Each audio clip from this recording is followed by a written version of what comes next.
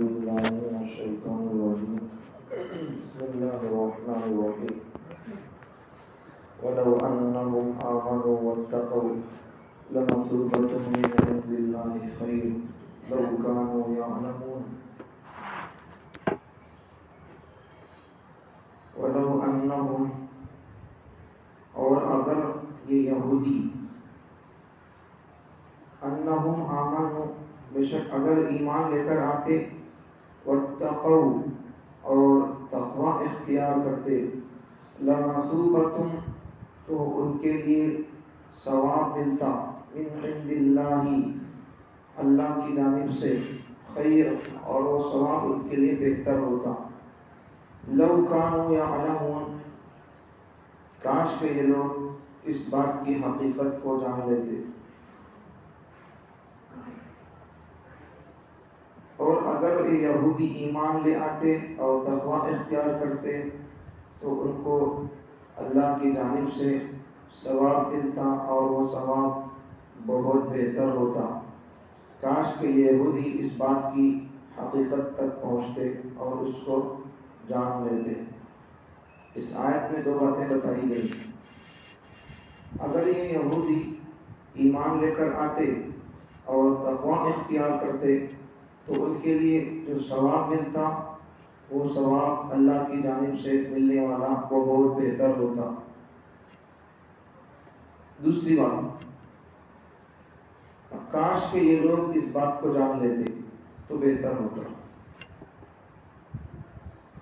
اللہ تعالیٰ کا ایک دستور ہے، کامیابی کا ایک دستور، کہ جس کے پاس ایمان ہوگا اور ساتھ میں تقوی کا نور بھی ہوگا تو یہ دو چیزیں ہوں گی تو آدمی جب کامیاب ہو سکتا ہے، چین کی زندگی جی سکتا ہے۔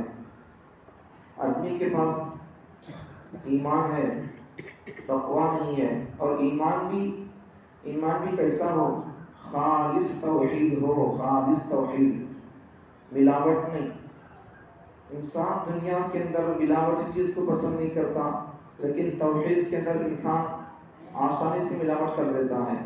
توحید، دودھ پیور ہونا، اچھا ہونا، فرسٹ کوالٹی کا ہونا۔ توحید میں کسی کو بھی شریک کر دو اللہ کے ساتھ کوئی چیز نہیں۔ کپڑے لینا ہے، اچھی کوالٹی کے کپڑے ہونا، فرسٹ کوالٹی کے، ملاوٹی کے کپڑے نہیں ہونا، ایک دم پکے پیور کپڑے ہونا، ان کی چاہت مرضی کا جو ہے وہ، اس میں دوسرا مل کر نہیں رہنا۔ کپڑوں میں تمیز کرنا آ گیا، دودھ میں تمیز کرنا آ گیا، شہد میں تمیز کرنا آ گیا۔ شہد کو تو آپ جانتے ہوں گے، لوگ کتنے نخروں سے جانتے اسے۔ انگر کاڑی ڈوبا کو سلگے تو سلگتی کہتے، کپڑے کو تو دھبا نہیں لگتا کہتے، اٹھا کو ہاتھ میں ڈال لے کو تو جھکے تو نہیں پڑتی کہتے، اصلی شہد روز کہتے۔ کبھی توحید کو کبھی فرق نہ آیا، خالی مسلمان ہی ہونا سو، توحید میں پہلے پکے ہونا، ایمان میں پکے ہونا پہلے۔ ایمان اور ہمارے عقائد کیا کیا ہیں، کن کن باتوں پر ایمان کیسا لانا، وہ سب ہمارے کو یاد رہنا۔ اس لیے یہ تفسیر کا درس کا سلسلہ شروع کرنے سے پہلے ایک چھوٹی کتاب پڑھتا تھا روزانہ، عقائد اہل سنت والجماعت بول کر۔ تو اس میں ہمارے بنیادی عقیدے اجمالی طور پر بتا دیے گئے، اجمالی طور پر۔ تفصیل تو بڑی بڑی کتابوں میں ہو سکتی ہے، اس میں اجمالی طور پر، خلاصے کے طور پر ہمارے عقیدے کن چیزوں پر کیسا عقیدہ رکھنا، اس پر مختصر باتیں بتا دی گئی تھی۔ تو وہ عقیدے کی باتیں، عقیدے کی کتابیں ہمارے گھروں کے اندر ہونا، فضائل کی کتابیں، فضائل کی باتیں بعد میں، پہلے آدمی کا عقیدہ صحیح ہو، عقیدے پر بات پہلے ہو، عقیدے پر محنت پہلے ہو، عقیدے پر کام پہلے ہو، ایمان کی حفاظت کا کام پہلے ہو، بعد میں پھر دوسری چیز۔ عقیدے کی حفاظت، عقیدے کی اہمیت بہت بڑی چیز ہے، معمولی چیز نہیں۔ اسی لیے ہی حضور صلی اللہ علیہ وسلم نے پہلے لوگوں کو ایمان پر محنت کیا، ان کی دلوں سے شرک اور کفر کے بارے میں نفرت اور غصہ بھر دیا، ان سے کچھ بھی نہیں ہوتا، ان سے وہ کیا بھی کر بھی نہیں سکتے، بتوں کو کیا کرنا آتا بھی نہیں. اور جب کسی کی عقل ٹھوکر کھا جاتی ہے تو ان کو صحیح بات بھی سمجھ میں نہیں آتی. صحیح بات ہی ہے لیکن سمجھ میں نہیں آتی. جیسا کہ مثال کے طور پر حضرت ابراہیم علیہ السلام کے زمانے کے لوگ، کافر لوگ، جب حضرت ابراہیم علیہ السلام کو وہ لوگ اس میں جا رہے تھے، میلے میں ایک جگہ عرس لگتا تھا تو وہاں جا رہے تھے. حضرت ابراہیم علیہ السلام کو انہوں نے دعوت دی کہ چلو جائیں گے، عرس لگتا ہے، ہمارا میلہ لگتا ہے، جائیں گے وہاں. تو حضرت ابراہیم علیہ السلام نے منع کر دیا. حضرت ابراہیم علیہ السلام نے کہا کہ میں بیمار ہوں، نہیں آ سکتا. تو یہ بیمار ہے تو صحیح بیمار تھے نہیں کیسا تھے، اس پر بھی اعتراض اشکال جواب ہو سکتا ہے. اس کا درس وہ آیت کب آئے گی تب وہ بتائیں گے. تو وہ لوگ جب جا رہے تھے تو ابراہیم علیہ السلام کو کہا کہ چلو چلیں گے، میلے میں جائیں گے، عرس میں جائیں گے. ابراہیم علیہ السلام نے کہا کہ نہیں، میں بیمار ہوں. اس کے بعد وہ لوگ جانے کے بعد ان کے بت خانے میں گھس کر ان کے بتوں کو توڑ دیا. تفصیلی واقعہ آپ جانتے ہوں گے قرآن کی روشنی میں. تو توڑنے کے بعد یہ پورا قصہ 17ویں پارے میں ہے. 17ویں پارے میں 5ویں صفحے اور 6ویں صفحے میں موجود ہے. پورا قصہ یہاں آیتوں کے ساتھ موجود ہے. تو وہ لوگ جب چلے گئے میلے کو تو حضرت ابراہیم علیہ السلام نے کیا کر دیا، فَجَعَلَهُمْ جُزَازًا إِلَّا كَبِيرًا لَهُمْ لَعَلَّهُمْ إِلَيْهِ يَرْجِعُونَ. ان کے بڑے بت کو، سب بتوں کو کاٹ دیا اور سب بتوں کو کاٹ ٹکڑے ٹکڑے کر کے بڑے بت کے کندھے پر کلہاڑی کو رکھ دیا.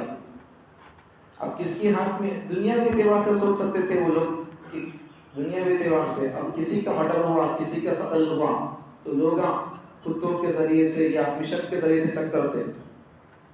تو اس زمانے کے لوگوں کو اتنی بھی عقل نہیں تھی کہ اس کے ہاتھ میں خود ہتھیار ہے، بت کے ہاتھ میں. تو انہوں لوٹ کر آنے کے بعد میلے سے، عرس سے پریشان ہو کر بت خانے میں جانے لگے.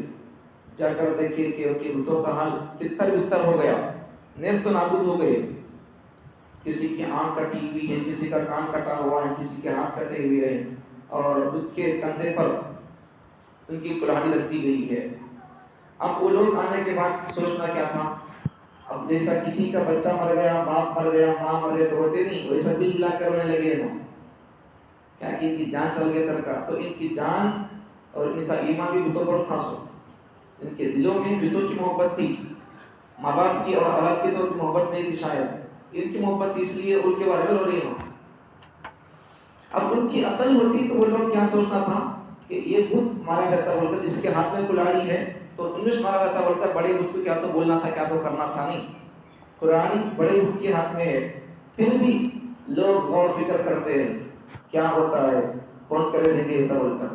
پھر بعد میں آپس میں بات چیت کرتے ہوئے لوگ کہہ لیتے ہیں قالوا سمعنا فتن. لوگ کہتے ہیں کہ ہم نے سنا کہ ایک نوجوان ہے. فتن، فتن کا معنی جوان، ایک نوجوان ہے. یذکرہم یقال له ابراہیم، اس کو ابراہیم کے نام سے یاد کیا جاتا ہے، اس کا نام ابراہیم ہے. قالوا، لوگ کہنے لگے فأتوا به علی اعین الناس، لے کر آؤ اسے لوگوں کے سامنے. لعلہم یشہدون، تاکہ اس سے پوچھیں گے، اس سے گواہی لیں گے، انہوں کرے کیا بول کر.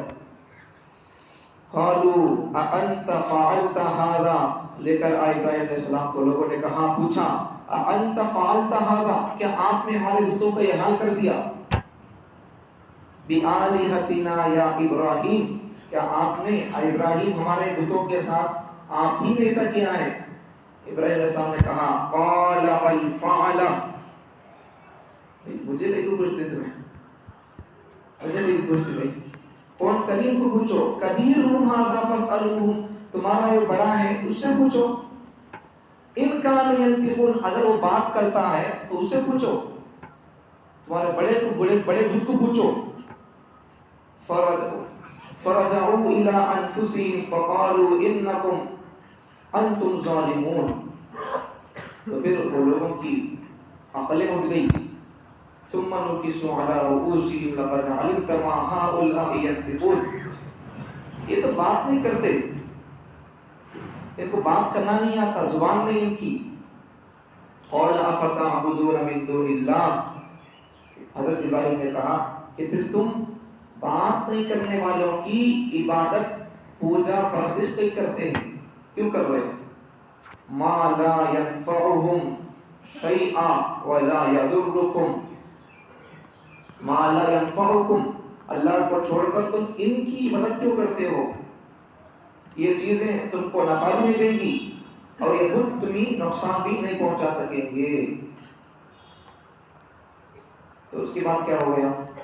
اب اتنی بات سمجھ میں آ گئی ابراہیم علیہ السلام کی حق گوئی، سچ بات پر، صحیح بات پر، بات صحیح بھی ہے، سچ بھی ہے، حقیقت پر بات مبنی ہے، پھر بھی یہ لوگ مان کر ایمان لانا تھا، انہوں کو سگا سننا تھا۔ لیکن پھر بھی وہ لوگ جب کسی بھی آدمی کے پاس دلیل نہیں ہوتی اور جھوٹا ہوتا ہے، اب اس کی دلیل کو توڑا جاتا ہے تو آدمی کیا کر دیتا؟ غصے میں آ کر کون سچ بولتا کی، کون دلیل سے بولتا کی، اس کا دشمن بن جاتا، اس کو برباد کرنے کی فکر لگ جاتا۔ اب یہ لوگ وہی کرے سو کیا کر ڈالے، چلو ان کو چھوڑ کر ان کے سامنے ہم ڈال نہیں غلطی، ان سے ہم بات نہیں کر سکتے، ہم کو انہوں لاجواب کر دیے، خاموش کر دیے، چپ کرا دیے، ہمیں کرتے سو کاموں پر غلط بول کر انہوں پڑھ کر سنا رہی، سمجھا رہی، ہماری عقل مان رہی، دل مان رہا، لیکن انہوں خود مانے تیار نہیں۔ عقل تو تسلیم کرتی ہے بات صحیح بول کر، لیکن دل میں شرک کی محبت تھی، بتوں کی محبت تھی، تو دل تسلیم نہیں کر رہا۔ اب کیا کر دیے؟ ان کے لیے آگ سلگائے، قالوا حرقوا، چلو آگ لگاؤ، وانصروا آلہتکم، ہمارے خداؤں کی مدد کرنا ہے۔ خدا ہے تو مدد چاہتا ہے کس سے؟ تو خدا کون ہوتا ہے کہ اسے مدد کی ضرورت نہیں ہوتی، ان خود دوسروں کی مدد کرتا۔ ابھی خدا ہو کر، معبود ہو کر اسے شکر آنا کرتے، اسے موم بتیاں آنا کرتے، اود بتیاں آنا کرتے، ابھی کیا کیا آنا کی، کوپرے آنا کرتے، ان کھانے والا خدا کیسے ہو سکتا؟ اتنی بھی عقل نہیں۔ کھانے والا ان اگر خود اللہ ہے، ولی ہے، صاحب ہے، کیا بھی رنگ دے مجھے کہیں کچھ سے تمہیں جیسا مان رہی، اگر یہ تمہیں بولے سرکار سجے سرکار ہے، اللہ سمجھ تو سمجھو، کوئی بات نہیں، سمجھو کیا ہے، کیا ہوا سمجھنے میں سمجھو، لیکن اتنا سوچو جو اللہ ہوتا ہے وہ کھاتا نہیں، کھلاتا ہے، پیتا نہیں، پلاتا ہے، اسے بیماری آتی نہیں، اسے بیماری آتی نہیں، بیمار لوگوں کو شفا دیتا ہے،